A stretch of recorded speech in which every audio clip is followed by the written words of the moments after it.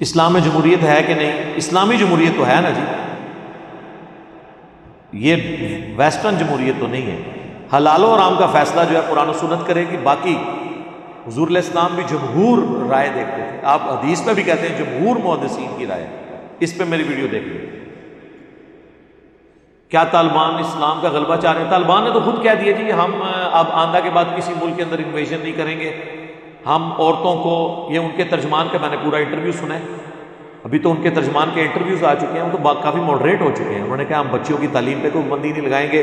Universities میں پڑھیں، صرف ہم کہتے ہیں حجاب کے ساتھ نوکری بھی کریں اور پڑھیں بھی، تو بالکل ٹھیک ہے، اس میں کیا حرج ہے، ٹھیک کہہ رہے ہیں وہ۔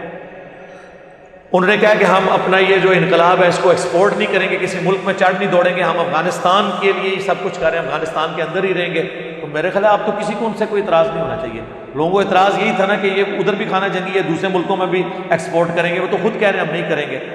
اب آپ کہیں گے جی وہ اوپر سے کہہ رہے ہیں اندر سے نہیں کہہ رہے، جب اندر کا معاملہ اللہ کے سپرد ہے، آپ اوپر کی بات کریں، جب وقت آئے گا پھر دیکھیں گے۔